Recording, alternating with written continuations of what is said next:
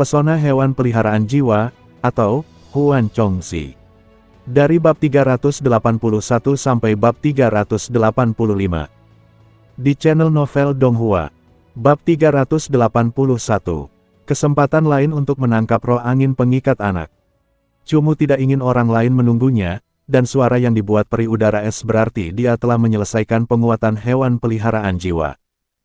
Jia Jing membuka pintu sementara Ting Lan dan wanita lain berpakaian netral masuk. Senyum hangat tersungging di wajah Ting Lan dan dengan khawatir, dia berkata kepada Cumu, Tuan Muda Cu harus beristirahat selama beberapa hari lagi. Terburu-buru dalam kultivasi seperti ini membuatmu mudah untuk melukai tubuhmu sendiri. Cumu menganggukkan kepalanya. Dia memikirkan masalah roh angin pengikat dan segera bertanya, apa yang terjadi pada kedua roh angin pengikat itu. Wanita berambut pendek di samping melirik Cumu dan bergumam pelan, bagaimana orang ini tidak mengerti situasinya. Ting Lan sedang menyapa Anda dengan hangat, tetapi hal pertama yang Anda lakukan adalah mengubah topik pembicaraan menjadi hewan peliharaan jiwa.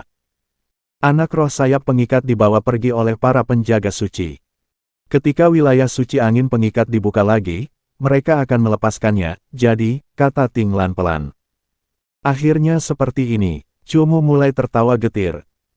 Cumu sebelumnya bertanya-tanya apakah istana jiwa, dengan peraturannya yang ketat, hanya akan mengizinkan penangkapan hewan peliharaan jiwa di dalam cincin penangkapan jiwa yang ditentukan. Adapun anak peri angin pengikat yang dibawa kembali oleh binatang mimpi guntur malam, mereka harus melepaskannya. Tidak ada pembicaraan, tanya Cumu. Memang, dia telah mengalami situasi hidup dan mati untuk mendapatkan hewan peliharaan jiwa itu. Jadi bagaimana mungkin hewan peliharaan itu bisa dilepaskan begitu saja hanya dengan mengatakannya. Ting Lan menggelengkan kepalanya dan menjelaskan, aturan harus dipatuhi. Ai, kukira kau adalah seorang kakak yang tampan dan menawan. Ternyata kau membosankan, kalian bisa mengobrol saja. Wanita berpakaian netral di sampingnya itu tampak bosan dan setelah berbicara, bahkan sebelum dia sempat menyapa, dia berjalan keluar pintu. Saat wanita ini pergi, dia tidak lupa mengajak pembantu perempuan Cumu, Jia Jing, keluar bersamanya dalam tindakan yang sangat bijaksana. Siren tidak benar-benar mengikuti etiket. Dia benar-benar tidak punya niat buruk. Tolong jangan pedulikan itu, Tuan Muda Cu. Ting Lan tertawa sambil meminta maaf. Cumu tentu saja tidak akan peduli dengan wanita itu.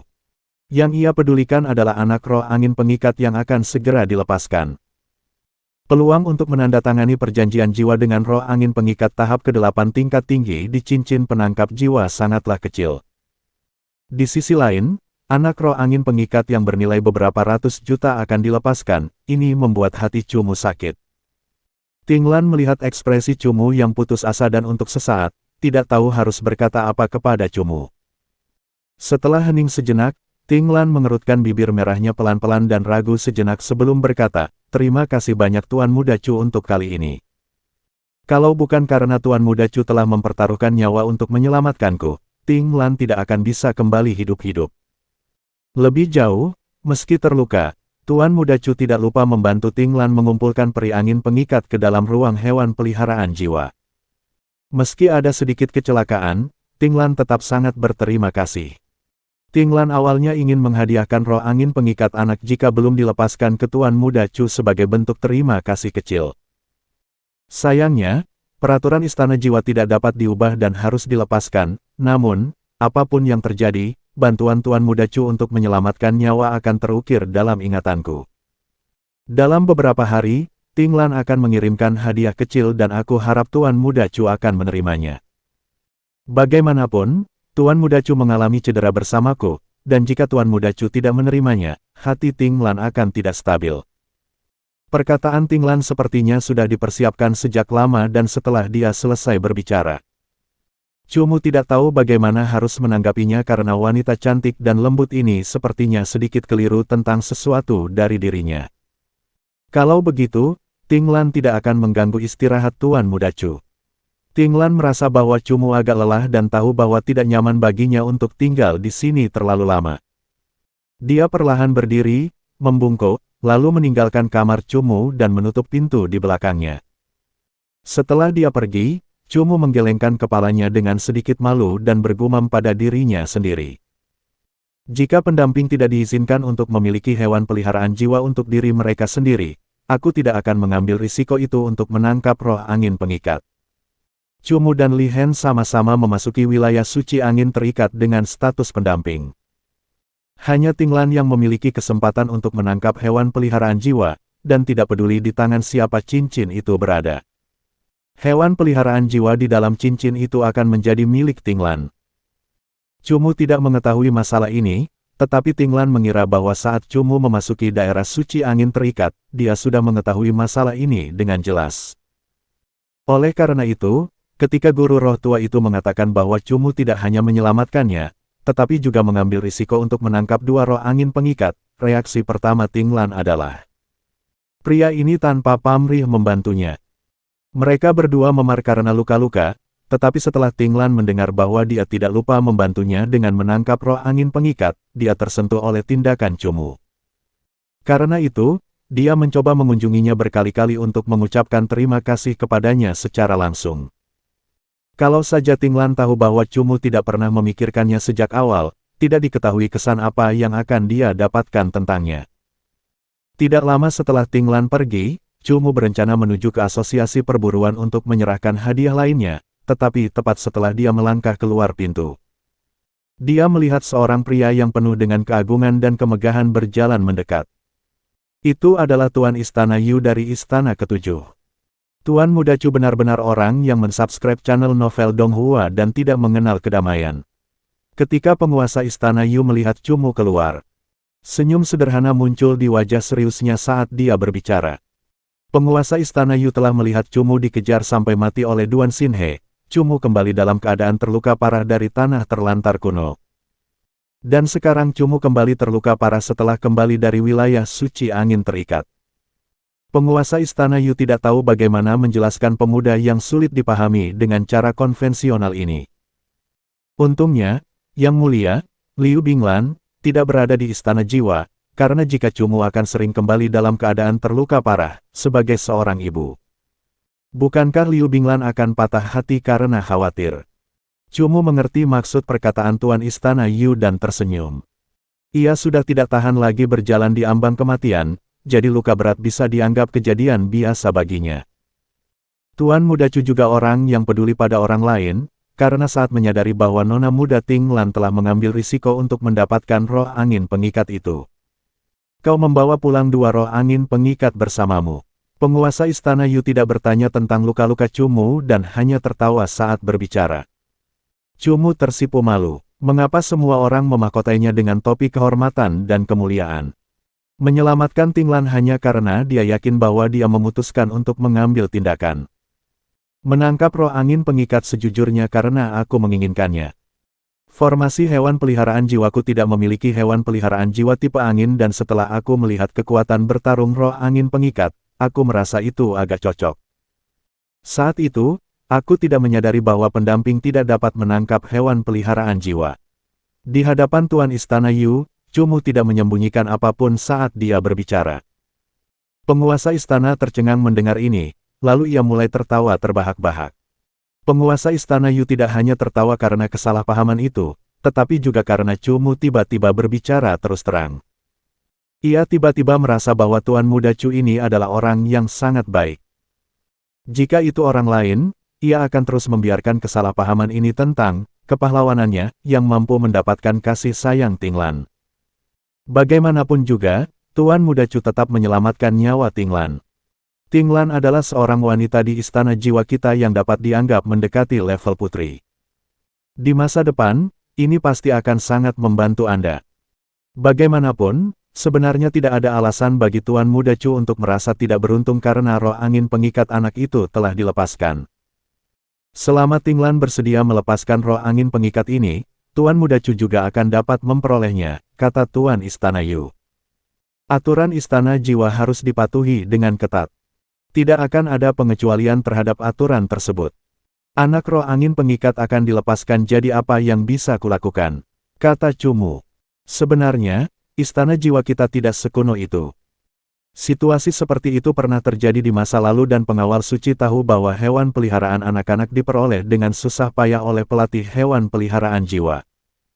Oleh karena itu, melepaskan hewan peliharaan jiwa seperti itu membuat istana jiwa tampak sangat dingin.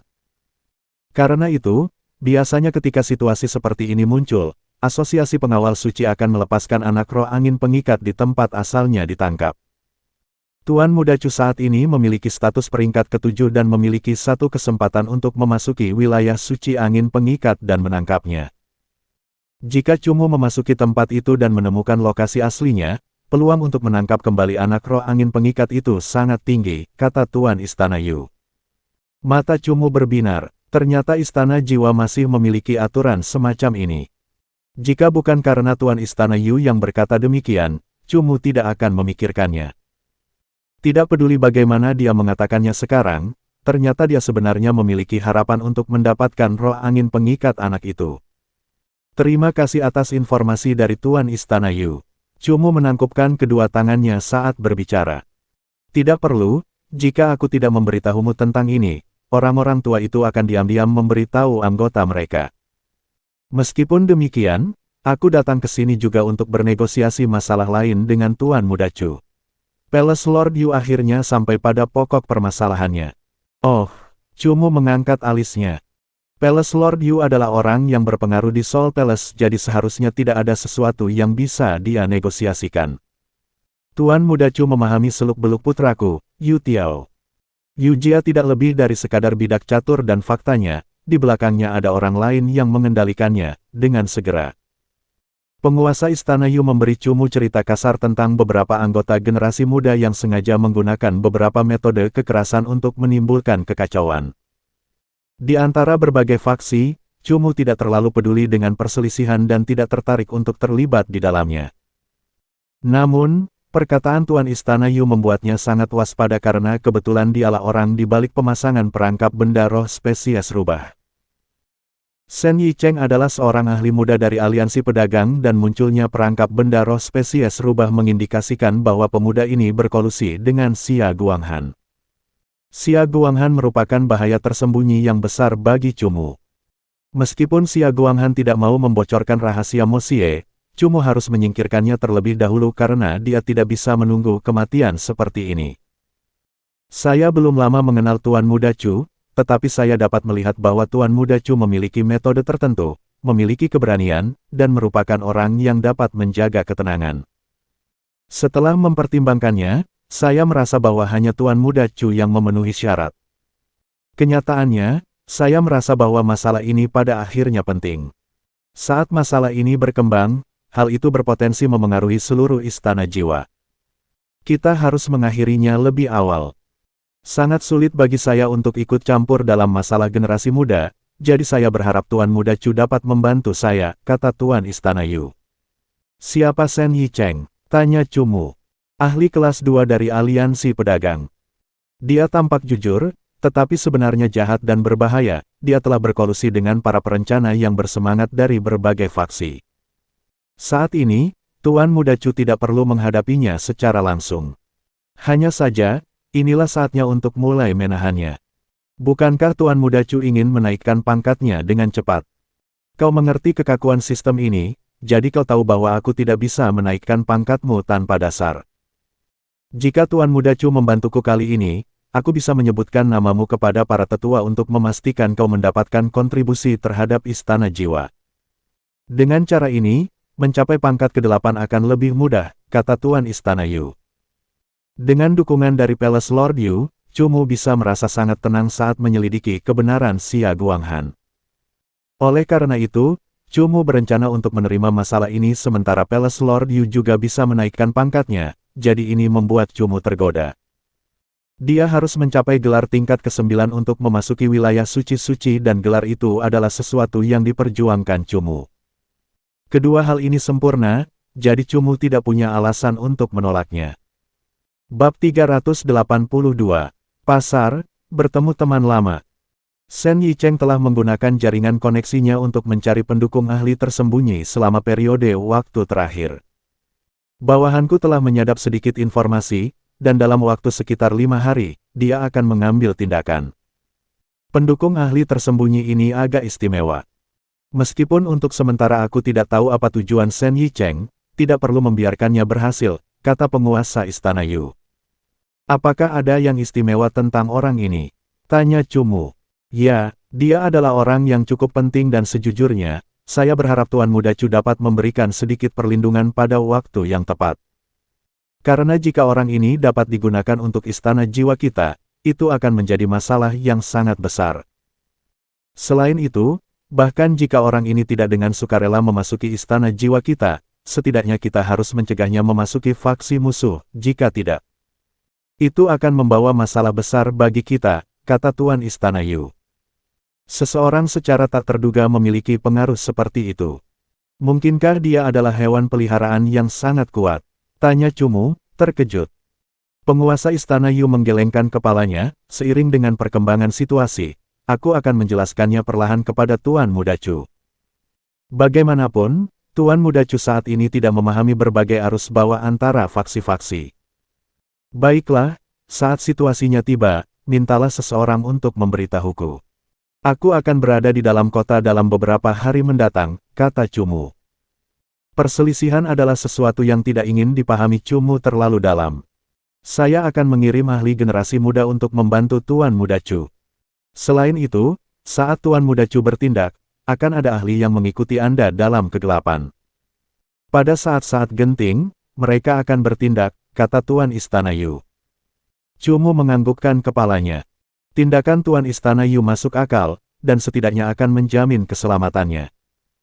Bahkan jika Xia Guanghan datang untuk membunuh, dia tidak perlu khawatir, dan dia bisa mengerahkan seluruh kemampuannya dalam pertarungan.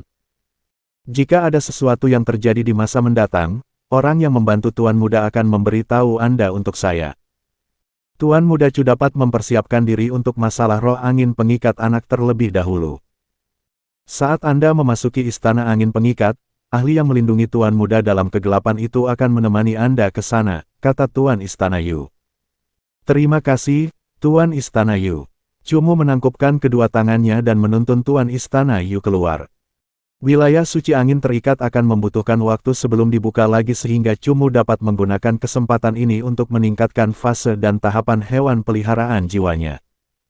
Dengan cara ini, saat berikutnya ia memasuki wilayah suci angin terikat, ia akan memiliki keyakinan yang lebih besar.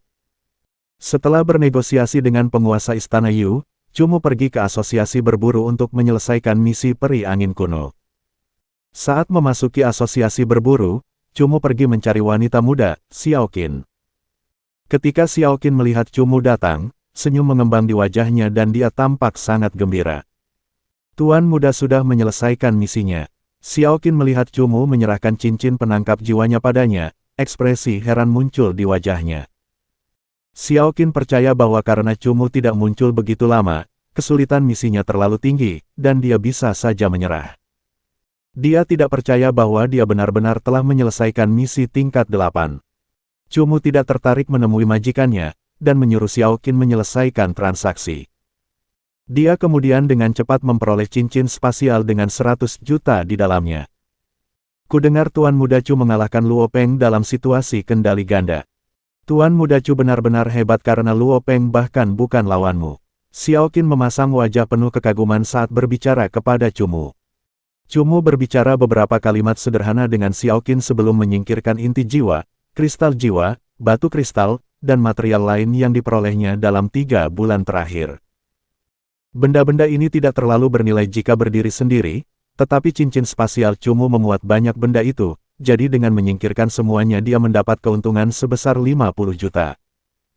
Sebelumnya, ia menghabiskan 35 juta untuk membeli bunga es peri dan setelah meninggalkan asosiasi perburuan, ia membeli obat tingkat 8 dan 7 senilai 50 juta dari toko-toko dalam perjalanan.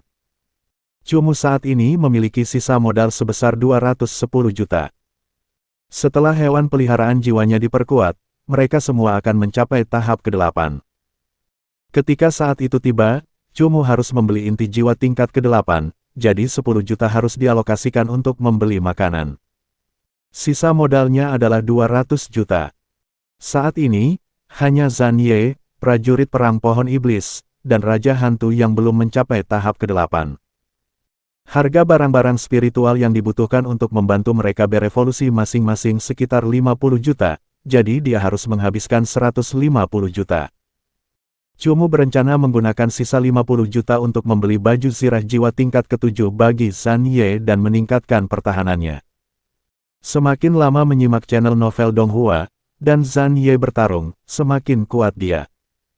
Sebuah armor jiwa ofensif bentuk penuh adalah sesuatu yang dipikirkan Cumu, tetapi menurut perkiraannya, harganya mungkin sangat tinggi. Tentu saja, jika dia punya cukup modal, dia akan membeli baju zirah jiwa tingkat 8. Kekuatan bertarung Zhan Ye akan mencapai pangkat raja kelas menengah.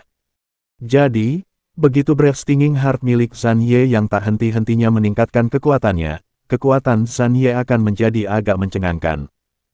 Armor jiwa tingkat 8 tampaknya berharga 400 atau 500 juta, sementara cakar jiwa berharga sekitar 700 atau 800 juta. Ini adalah harga yang bisa membuat darah seseorang menjadi dingin. Peralatan jiwa jarang ada dalam daftar transaksi Istana Jiwa. Cumu akhirnya hanya bisa pergi ke bursa aliansi pedagang untuk mencarinya. Bursa milik Merchant Alliance menghubungkan bursa bisnis dari beberapa kota besar. Mereka memiliki jumlah barang terlengkap dan terbesar di dunia dan bursa mereka adalah bursa emas murni. Mayoritas pelatih Soulpad memiliki faksi mereka sendiri, tetapi ketika mereka ingin mencoba dan menghasilkan uang, mereka terutama akan pergi ke bursa.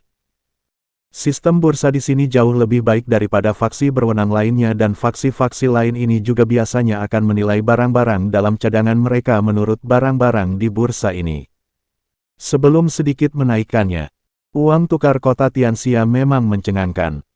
Di kota-kota lain, saat perlengkapan jiwa tingkat ke-6 atau lebih muncul, perlengkapan itu harus memasuki lingkungan lelang. Namun, di sini, Anda dapat langsung menandai harga 50 juta. Tampaknya persediaannya tidak ada habisnya. Cumu melihat barang-barang berkualitas tinggi pada daftar di aula pertukaran dan tidak dapat menahan diri untuk tidak mendesah sedih. Cumu, di kota Gangluo, kota tingkat 8, baju zirah jiwa tingkat 6 mampu membuat berbagai keluarga besar bertarung sampai berdarah-darah. Namun, di kota Tianxia, baju zirah jiwa tingkat 7 tidak mampu masuk ke lingkungan lelang dan dijual sesuai standar langsung. Selain itu, peralatan jiwa tingkat 8 juga akan dijual di bursa. Hal ini membuat Cumu merasa bahwa selama seseorang memiliki cukup uang di kota Tianxia, tidak akan ada yang tidak dapat ia beli yang ia inginkan. Cumu tidak berpikir lebih lama lagi, dan dia segera menghabiskan 50 juta untuk membeli perlengkapan jiwa tingkat ke-7. Cumu tidak berencana membeli barang apapun di bursa karena harganya agak mirip dengan membeli dari Istana Jiwa dan Cumu harus menyelesaikan kondisi peringkat ke-8 dengan menghabiskan 400 juta. Setelah mengambil perlengkapan jiwa, Cumu tidak berlama-lama di aula pertukaran dan berencana untuk kembali ke Istana Jiwa. Saat dia berjalan menuju pintu keluar aula, seorang wanita yang cukup dikenalnya tiba-tiba memasuki bidang pandangannya dan Cumu berhenti sejenak, mengamatinya. Meng Er, dua orang tadi terlihat sangat biasa saja, bagaimana kau bisa mengenali mereka? Tanya pemuda di samping wanita itu. Mereka tinggal di kota yang sama denganku. Setelah itu, kudengar keluarga mereka pindah ke tempat lain. Aku merasa sedikit heran bertemu mereka di kota Tianxia, kata wanita bernama Meng Er. Tatapan mata Cumu jatuh pada wanita bernama Meng Er, dan wajahnya menunjukkan ekspresi terkejut. Ini adalah Qin Meng Er dari keluarga Qin di kota Gangluo. Cumu teringat bahwa dia berasal dari sekte Luo Region yang lokasinya dekat dengan sekte elemental. Mungkinkah Qin Meng Er datang untuk berpartisipasi dalam pertempuran alam ini? Itu kota peringkat 8 di wilayah Luo kita. Aku sudah bilang kalau mereka tidak terlihat seperti ahli. Mereka hanya berasal dari keluarga kecil, pemuda itu tertawa. Kata-kata pemuda itu membuat Qin Meng Er mengernyitkan alisnya. Dia sendiri berasal dari kota Gangluo, dan juga dari keluarga kecil. Kata-kata ini sama saja dengan mengejeknya, jadi bagaimana dia bisa merasa nyaman mendengarkannya. Pemuda itu segera menyadari bahwa dia salah bicara dan buru-buru tertawa meminta maaf sambil menjelaskan, aku tidak sedang membicarakanmu. Saat ini, kamu adalah ahli tingkat 3 sekte wilayah Luo dan berbeda dari sebelumnya. Identitas Cumu saat ini sangat sensitif, dan dia berencana untuk menyapanya secara pribadi.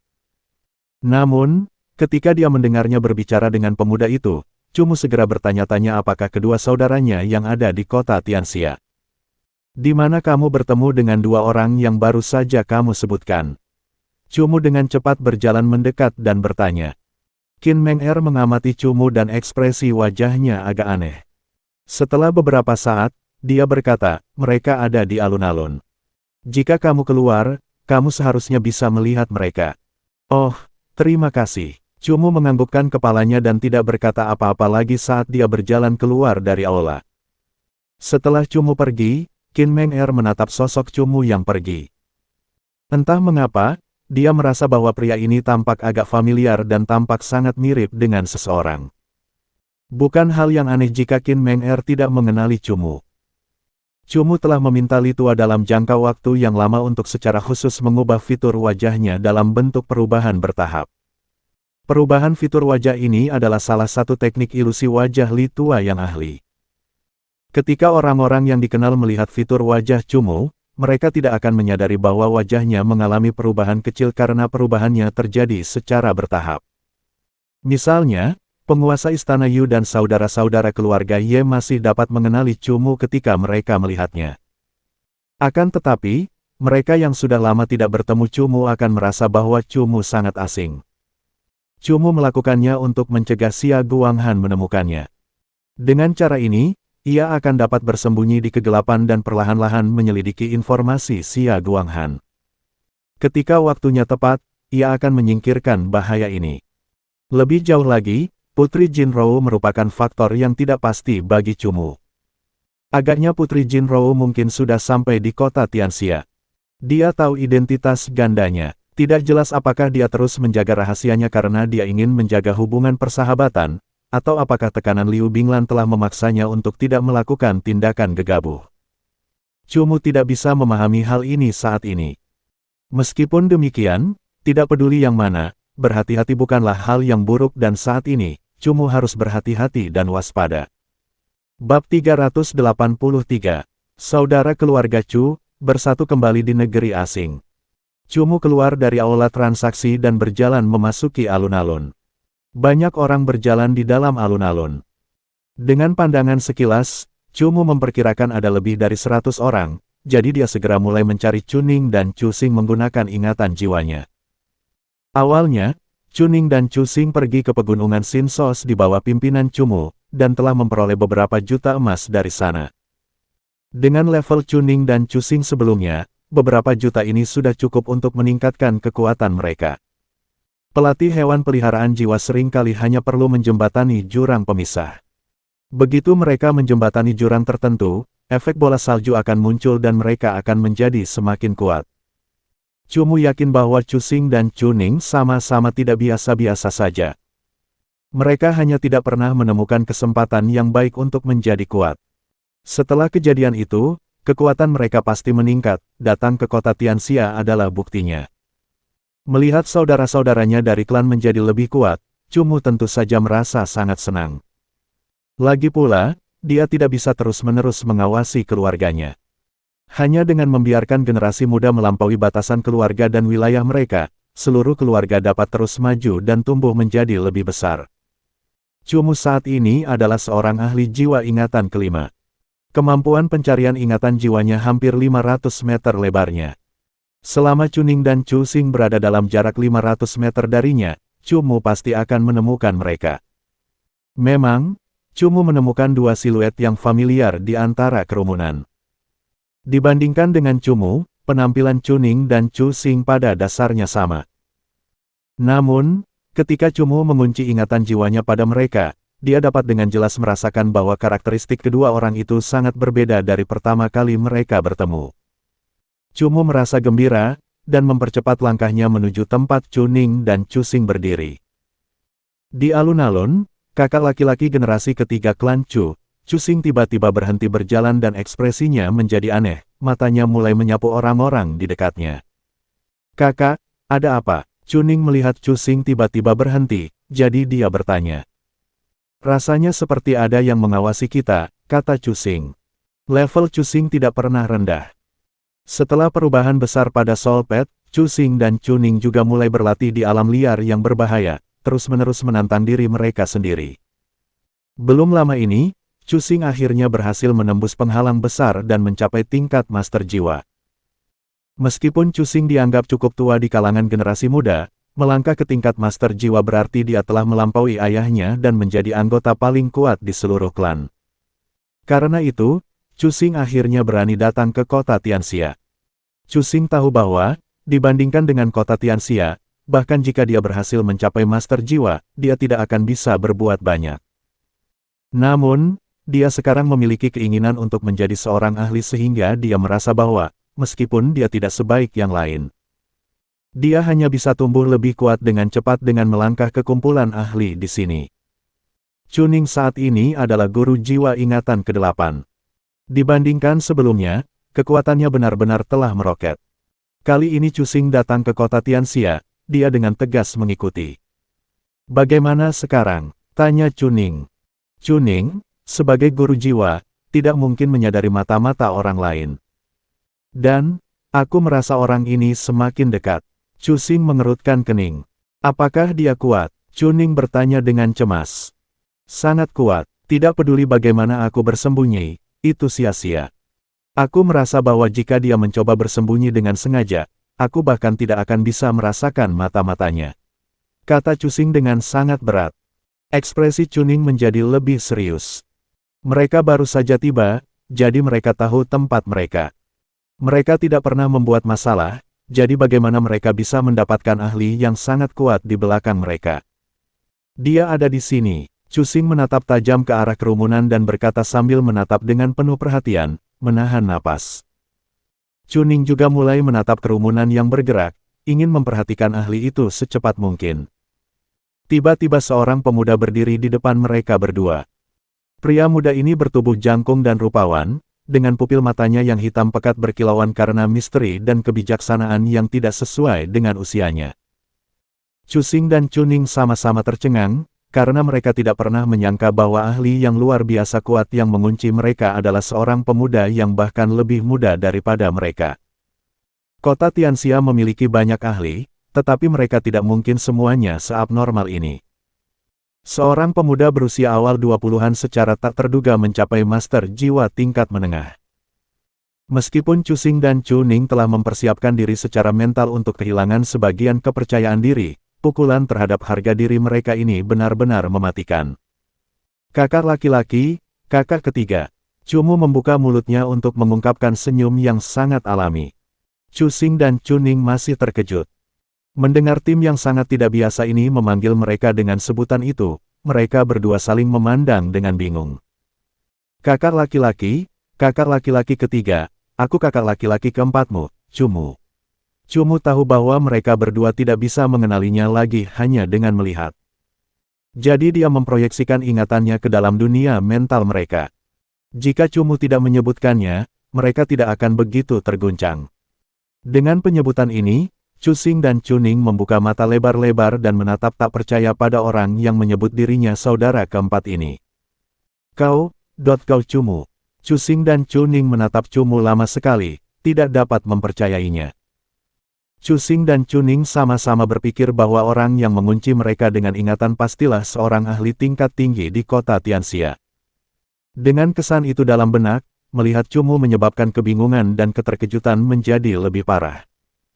Chu Mu melihat kedua saudara itu tidak mempercayainya, jadi dia menyuruh Li Tua mengubah penampilannya kembali ke wajah aslinya. Chu Xing dan Chu Ning sama-sama menatap saat wajah Chu Mu perlahan berubah. Perubahan ini sangat halus, seperti sudut wajah, bentuk hidung, sudut mulut, tetapi setelah semua perubahan kecil ini, mereka melihat wajah yang dikenal dan keterkejutan di wajah mereka perlahan berubah menjadi kegembiraan. "Kakak keempat, itu benar-benar kamu." Chu Ning adalah orang pertama yang bereaksi dan memeluk Chu Mu dengan sangat erat. Tidak ada yang lebih menyenangkan daripada bertemu keluarga di tempat asing. Ketiga bersaudara itu sangat terharu dan mulai bercerita tentang pengalaman mereka setelah berpisah. "Bagi kami, setelah berpisah darimu, kami kembali ke klan. Baik kakak laki-laki dan aku berpikir bahwa jika kami tetap tinggal di tempat kecil itu, keluarga akan perlahan-lahan membusuk. Oleh karena itu, kakak laki-laki dan aku memutuskan untuk mengesampingkan semua urusan klan kami dan mulai berlatih di luar. 2 tahun ini, kami telah pergi ke banyak tempat dan akhirnya merasakan dunia. Akhirnya, mendengar pertempuran alam akan segera dimulai, kami bergegas ke sini dari ribuan mil jauhnya. Begitu mereka bertemu Chuning lagi, mereka menceritakan semuanya kepada Chumu. Chusing mengangguk dan menepuk bahu Chumu. Awalnya aku pikir aku bisa memperkecil jarak antara aku dan dirimu, tapi... Berbicara tentang ini, Chusing menggelengkan kepalanya tanpa daya. Chumu sudah menjadi ahli jiwa ingatan tingkat menengah, hewan peliharaan jiwanya pasti sangat kuat juga. Jangan bicara tentang menutup celah, karena celah itu semakin lama semakin besar. Meskipun mereka berkata demikian, dan meskipun kepercayaan diri mereka sedikit terluka, Chusing dan Chuning sama-sama sangat bangga bahwa Chumu dapat mencapai tingkat itu. Akhir-akhir ini aku semakin mengerti tentang pertempuran alam. Melihat kekuatanmu, saudara keempat seharusnya bisa masuk ke tingkat ketiga, kan? Tanya Chuning. Sesampainya di kota Tianxia, Chusing dan Chuning telah mendengar banyak hal dari para ahli di 3 tingkatan. Dan, mereka bahkan dipermalukan oleh ahli tingkatan ketiga saat mereka tiba, tetapi harus menerimanya dengan diam meskipun mereka sangat marah. Ahli muda tingkat ketiga tampaknya sudah terlalu jauh bagi mereka berdua. Mereka bahkan tidak bisa mengenal satu pun, apalagi melampaui mereka, namun di depan mereka ada seorang ahli muda tingkat ketiga, dan pria ini juga saudara mereka. Bagaimana mungkin mereka tidak bersemangat? Chuning, jangan banyak bertanya.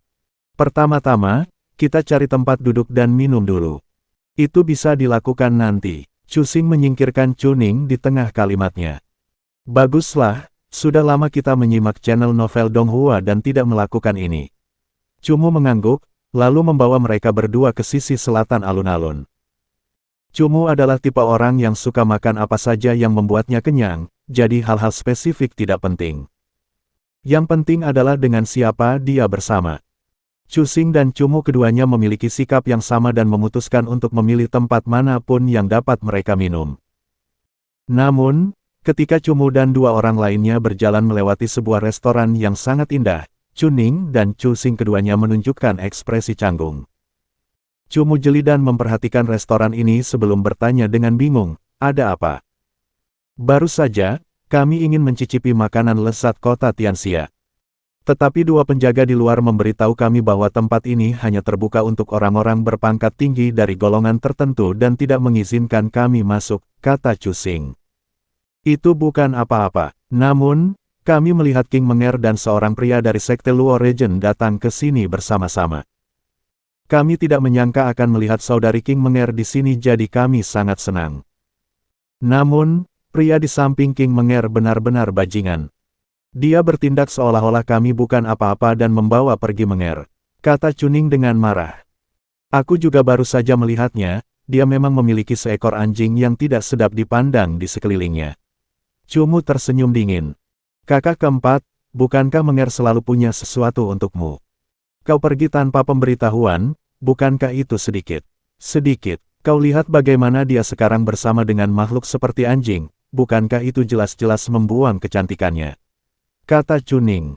Ya, saudara keempat, aku tahu bahwa saudari Menger tidak ada hubungannya dengan orang itu. Dia mungkin tidak bisa mengatakan apa-apa karena sekte Luo Regent. Karena kamu sekarang orang kaya, kamu harus menengahi, kata Chusing.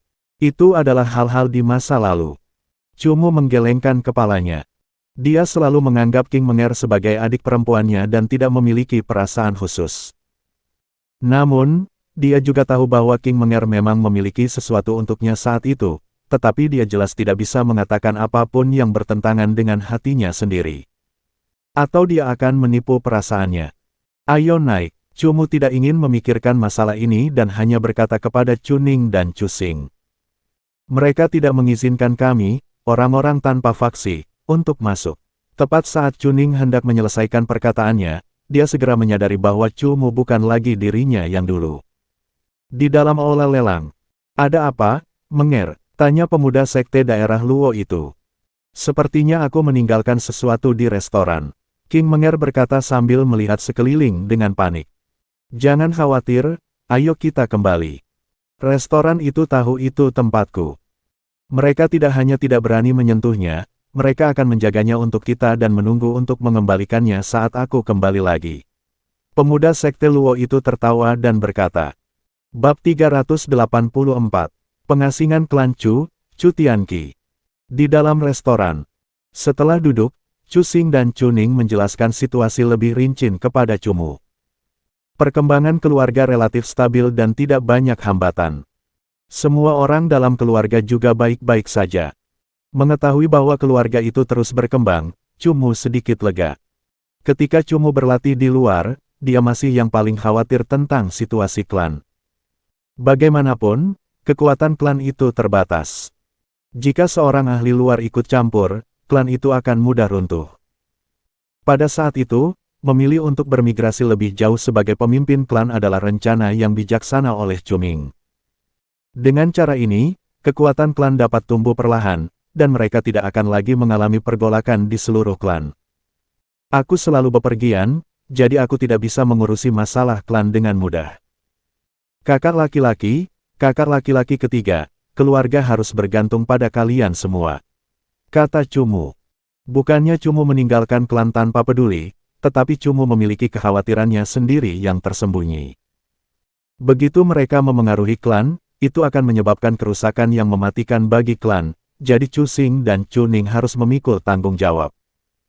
Chu Xing dan Chu Ning tentu saja mengerti dan mengangguk, oh, dan ketika kami pergi, kakek memberitahu kami sesuatu, dia menyuruh kami untuk menemukannya dan membawanya kembali. Siapa? Tanya Chu Mu. Apakah kamu masih ingat ketika kita masih kecil, kita selalu bertanya mengapa kita tidak pernah melihat paman ketiga? Kata Chu Ning. Apa, bukankah dia pergi di tahun-tahun awal? Chu Mu mengangguk. Ayah Chu Mu, Chu Tianmang adalah putra keempat Chu Ming, dan di atasnya ada putra ketiga, bernama Chu Tianqi. Hampir tidak ada seorang pun dari generasi ketiga yang pernah melihatnya dan, ketika para tetua ditanya, mereka semua mengatakan bahwa dia meninggal saat berlatih di alam liar. Chu Mu tidak pernah mempermasalahkan kejadian ini, maka dari itu Chu Mu diam-diam bertanya-tanya mengapa Chu Xing dan Chu Ning tiba-tiba menyinggung hal ini. Paman ketiga Chu Tianqi sebenarnya meninggalkan klan sejak dini untuk berlatih. Berdasarkan kakek, ketika paman keempat Chu Tiancheng belum benar-benar menjadi kuat, paman ketiga Chu Tianqi sudah menjadi terkenal di dunia. Kepribadian paman ketiga Chu Tianqi dan kakek berbenturan, dan karena suatu kejadian yang membuat kakek marah, mereka berselisih dan tidak mau kembali ke klan selama bertahun-tahun. Bertahun-tahun kemudian, ketika paman ketiga Chu Tianqi kembali ke klan, dia sudah sangat kuat, kata Chu Xing dengan muram.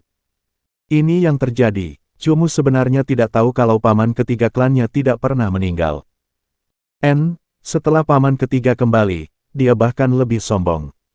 Pada titik ini, paman ketiga sudah lebih kuat dari kakek, jadi kakek tidak punya cara untuk menghadapinya lagi. Tidak lama kemudian, ayahmu juga kembali dari luar. Karena dia sangat tidak puas dengan sikap paman ketiga Chu Tianqi, mereka pun berselisih. Karena ayahmu sedikit lebih kuat dari paman ketiga dikalahkan oleh paman keempat dan langsung pergi. Setelah itu, tidak ada berita tentangnya. Chu Xing melanjutkan. Chu Mu belum lama tinggal di klan Chu, tetapi dia belum pernah mendengarnya. Chu Tianmang dinobatkan sebagai 5 teratas generasi itu. Jika paman ketiga Chu Tianqi dapat menantang ayahnya, maka kekuatannya pasti juga besar. Paman ketiga Chu Tianqi selalu membuat kakek marah. Kemudian, kakek takut orang lain akan membuatnya sedih ketika menyebut paman ketiga, jadi dia selalu mengatakan paman ketiga meninggal. Dan tidak membiarkan paman lain berbicara tentang paman ketiga juga. Ketika sampai pada kami, ceritanya sudah tentang paman ketiga yang meninggal. Sudah bertahun-tahun berlalu dan kakek selalu sangat khawatir pada paman ketiga dan sekarang ingin tahu situasinya. Chu Xing, yang sudah sampai di sini, juga menghela napas kecil dan menatap Chu Mu sebelum melanjutkan, dulu, kakek masih bisa menyembunyikan emosi ini. Tetapi sekarang dia perlahan-lahan bertambah tua. Seringkali, ketika dia duduk sendirian, dia juga memikirkan paman ketiga. Yang lain sebenarnya sangat berharap paman ketiga bisa kembali ke klan. Bagaimanapun, mereka adalah ayah dan anak. Mendengar Chu Xing mengatakan ini, Cumu merasa hatinya sedikit sakit. Tidak heran Cuming selalu memiliki sesuatu dalam pikirannya setiap kali Cumu pergi menemuinya.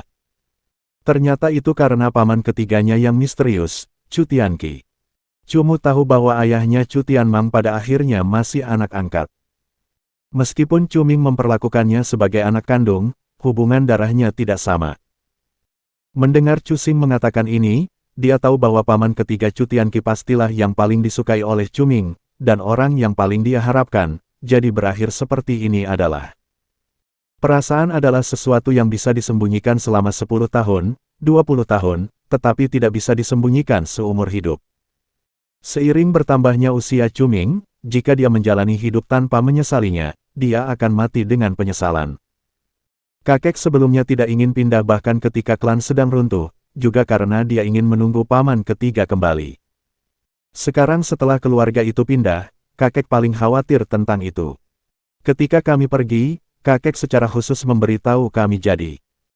Kakek berkata kepada kami, jika suatu hari nanti kami bisa bertemu dengan paman ketiga, katakan saja kepadanya di mana makam kakek berada, jadi ketika dia sudah tidak sibuk lagi. Dia setidaknya bisa datang dan menginjak-injaknya beberapa kali. Suara Chu Xing menjadi sangat sedih. Lalu apakah kamu punya informasinya? Tanya Cumu. Di tengah begitu banyak orang, menemukan satu orang terlalu sulit. Kecuali Chu Tianqi sudah menjadi pelatih hewan peliharaan yang sangat terkenal, menemukannya akan sulit. Ayah saya selalu membantu kakek mencari berita tentang paman ketiga. Sumber yang tidak jelas mengatakan bahwa paman ketiga kemungkinan berada di kota Tianxia dengan nama samaran. Jika dia memiliki nama samaran, akan sangat sulit menemukannya.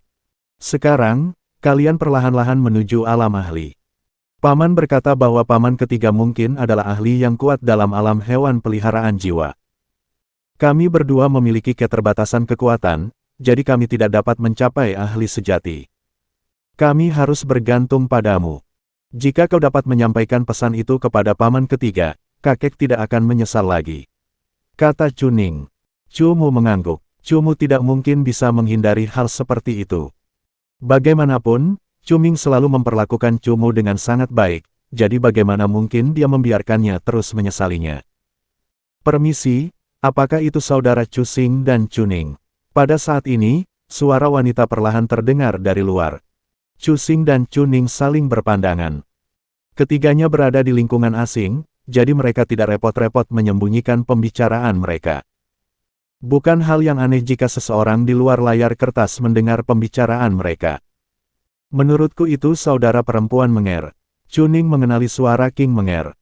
Chu Xing mengangguk dan memberi isyarat kepada gadis pelayan untuk mendorong membuka tirai. Sambil menyingkirkan layar-layar itu, terlihatlah King Menger berdiri di sana dengan cantik, matanya yang besar memperhatikan trio saudara keluarga Chu. Bolehkah aku masuk? King Menger berkata pelan. Oh, tentu saja, Chu Xing mengangguk. King Menger melangkah masuk dengan hati-hati dan menundukkan kepalanya. Setelah beberapa saat, dia berkata dengan nada meminta maaf, aku benar-benar minta maaf atas apa yang terjadi. Aku telah mempermalukan dua saudara laki-laki. Dia adalah murid laki-laki seniorku, jadi aku tidak bisa tidak mematuhinya. Bukan masalah besar, kami sudah terbiasa dengan hal itu, kata Cuning acuh tak acuh. Chu Xing dan Cuning bukan lagi tipe yang tidak sabaran, jadi bagaimana mereka bisa benar-benar peduli dengan masalah seperti itu. Mereka bisa menebak bahwa King Menger juga punya masalah sendiri. Melihat Chu Xing dan Cuning tidak peduli, King Menger tersenyum. Dia benar-benar khawatir kedua kakak laki-lakinya akan menganggapnya sebagai penggali emas. Ini, King Menger segera memperhatikan Cumu yang duduk di antara Chu Xing dan Cuning. Oh, ini putra paman ketiga kami, Chu Chen. Anda mungkin belum pernah melihatnya. Sebenarnya, kami sudah tidak melihatnya selama hampir 10 tahun. Kami tidak menyangka akan bertemu dengannya di sini, haha. Chu Xing dengan sangat cerdik menyebutkan identitas Cumu. Ya, Cuning segera mengangguk, mengikuti langkah Chu Xing. Cumu tersenyum dan mengangguk. Ketika King Menger masuk, Cumu menggunakan ingatannya untuk memberitahu kedua saudara itu untuk melakukannya. Menger.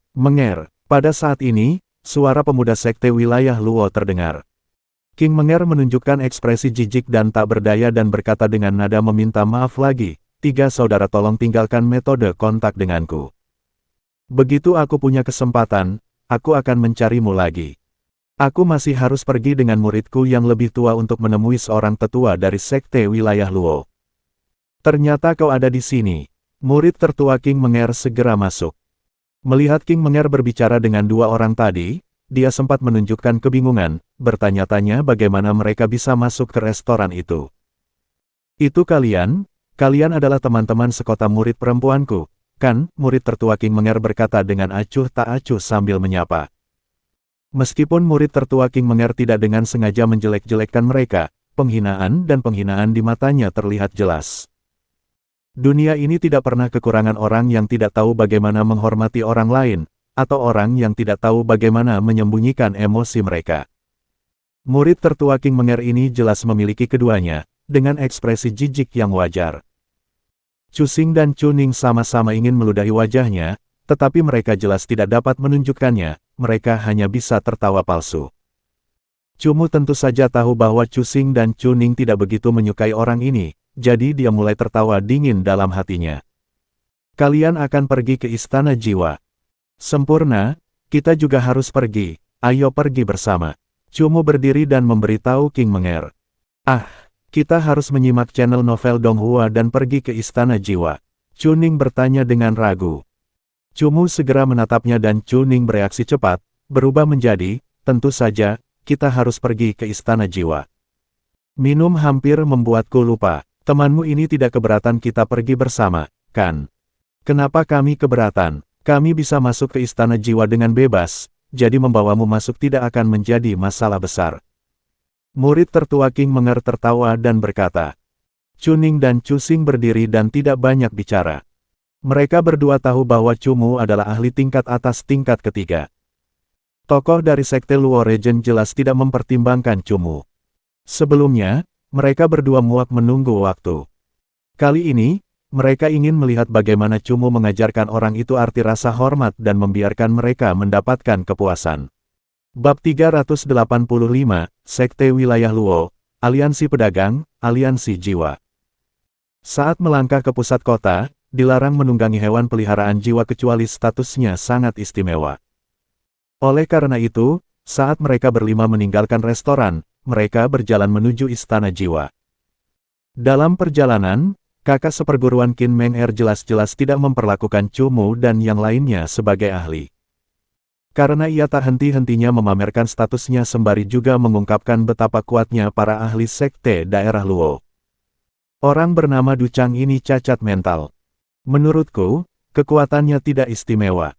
Mungkin aku bisa menghadapinya. Chu Ning menggunakan ingatan jiwa untuk berkomunikasi dengan Chu Mu dan Chu Xing.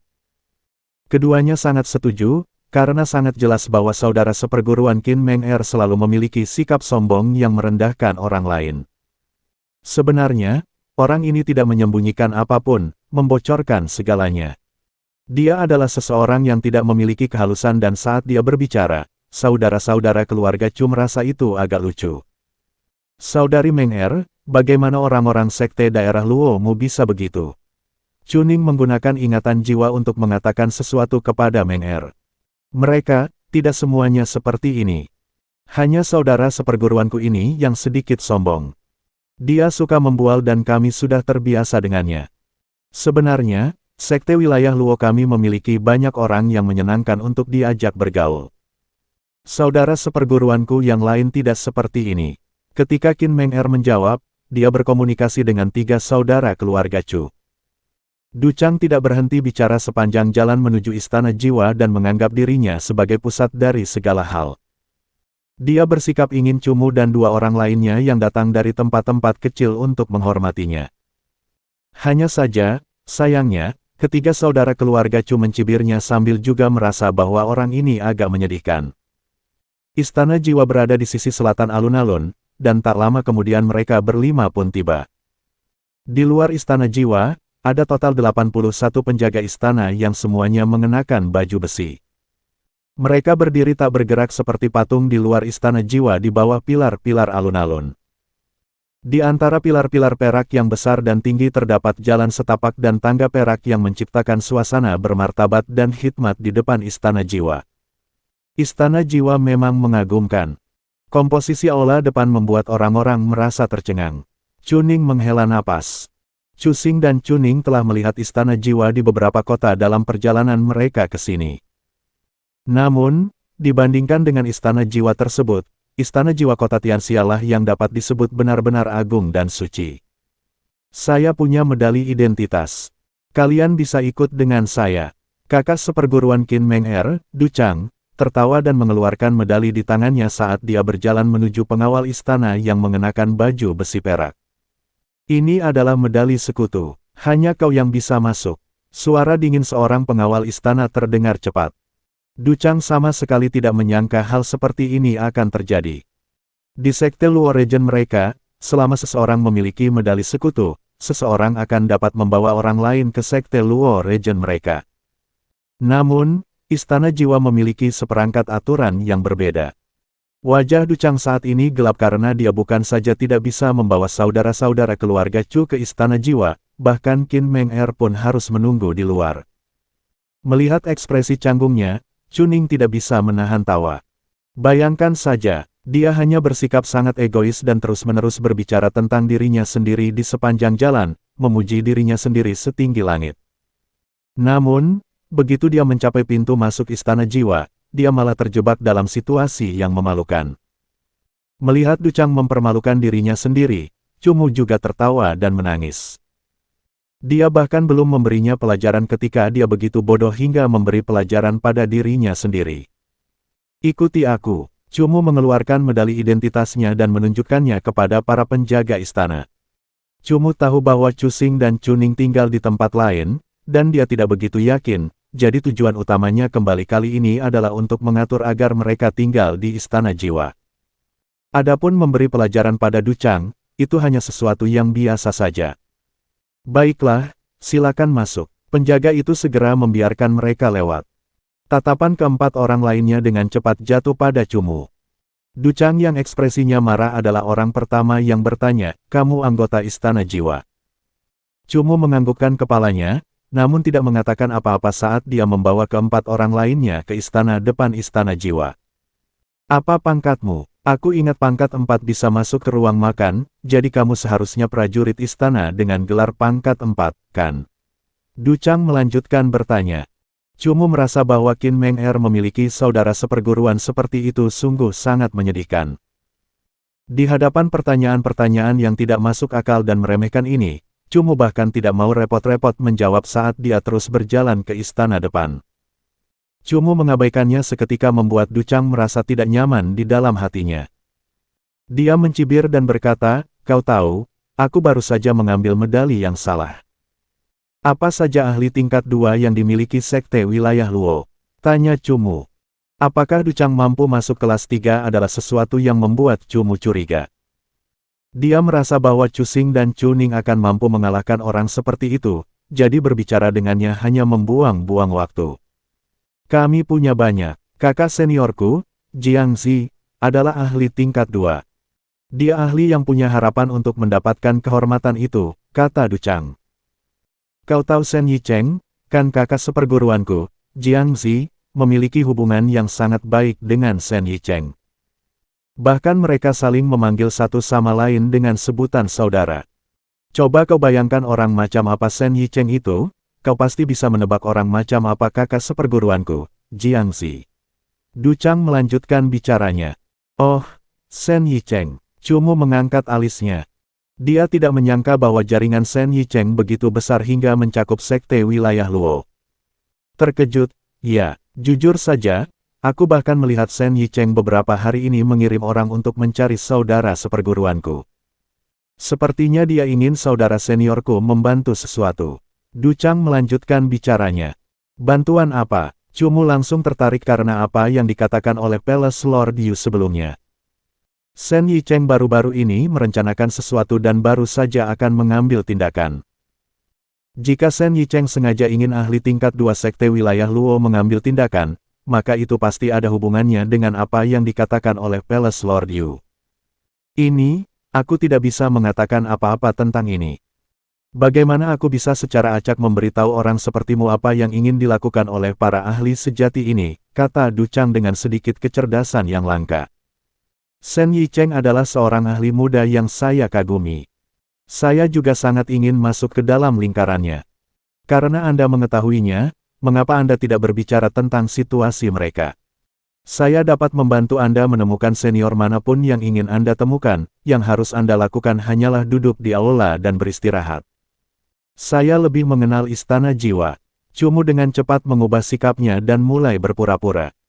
Du Chang melihat Cumu langsung mengubah sikapnya, dan berasumsi itu karena dia telah memberitahunya tentang saudara seperguruan seniornya dan Shen Yicheng. Berpikir bahwa bocah bodoh ini akhirnya menyadari status identitasnya dan dia tersenyum bangga saat dia berkata, "Ini, sebenarnya, mereka menjadi ahli di tingkat yang begitu tinggi berarti mereka tidak akan dengan mudah berbicara tentang masalah mereka kepada orang lain. Namun, hubunganku dengan saudara seperguruan seniorku, Jiang Zi sangat baik."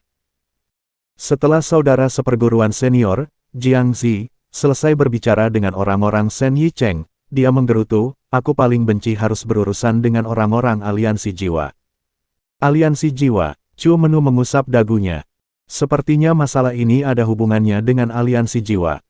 Jika masalah ini melibatkan begitu banyak faksi, maka itu bukan hal yang biasa. Cumu mulai menebak dalam hati siapa sebenarnya orang yang begitu penting sehingga membuat Shen Yicheng mengumpulkan begitu banyak tenaga kerja. "Aku tahu kau akan terkejut. Itulah sebabnya aku berkata bahwa kau tidak boleh berpikir luar biasa hanya karena kau adalah orang istana jiwa. Kakak seniorku, Jiang Zi, bahkan terkadang tidak menganggap orang-orang aliansi jiwa di matanya.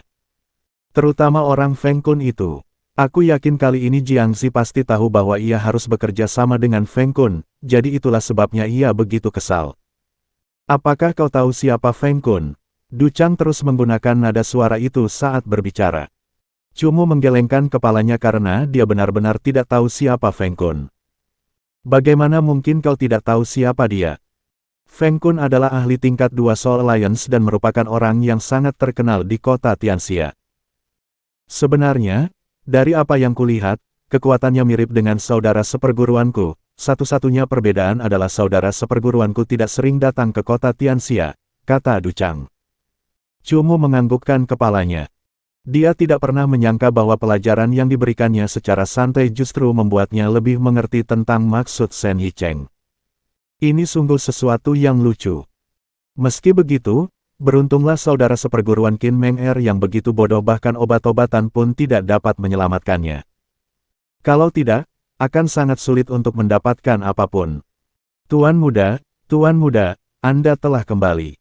Di dalam aula istana jiwa, Jia Qing sudah menunggu. Ketika dia melihat Cumu, dia segera berlari dengan gembira. Ada apa? Tanya Cumu. Jia Qing tiba-tiba menunggu di sini, artinya ada seseorang yang datang mencarinya.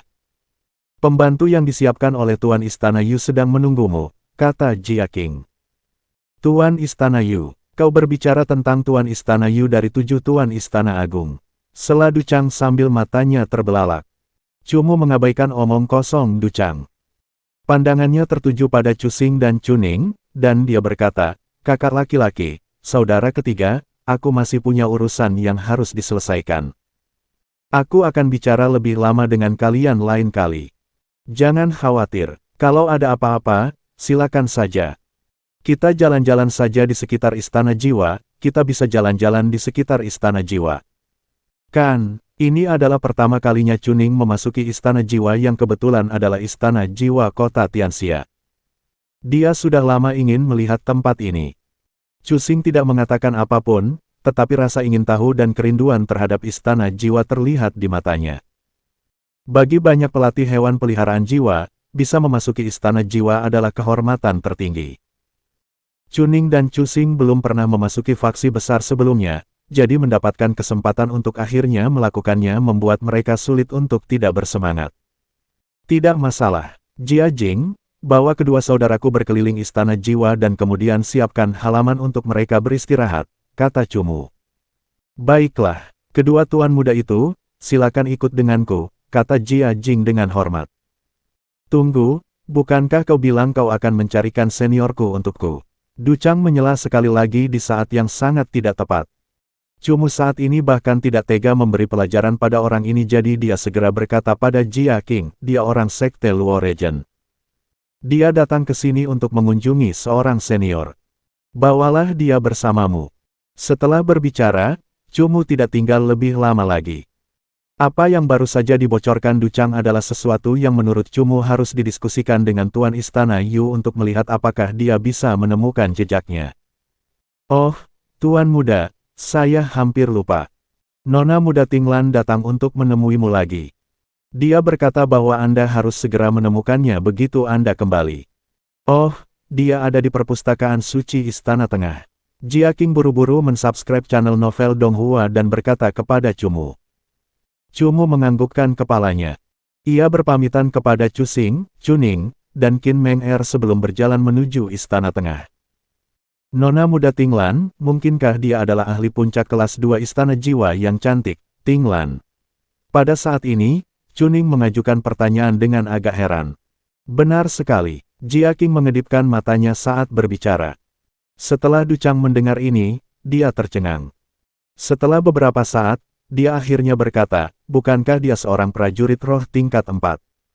Bagaimana dia bisa berhubungan dengannya? Siapa yang memberitahumu Tuan Muda adalah prajurit roh tingkat 4? Jia King melotot ke arah Du Chang saat dia berbicara dengan marah padanya. Dan, cerita pun bersambung. Terima kasih buat Anda yang sudah mengikuti alur cerita The Charm of Soul Pets atau Huan Chongxi di channel Novel Donghua, dan yang sudah bantu subscribe. Semoga selalu diberi kesehatan, dimudahkan segala urusan, dilancarkan usahanya, dan dimurahkan rezekinya. Bagi yang suka dengan alur cerita Donghua yang lainnya, silahkan cek di playlist, yang tentunya pasti tidak akan kalah seru ceritanya. Dan semuanya sudah Mimin rangkum di sana. Semoga bisa terhibur dan terima kasih.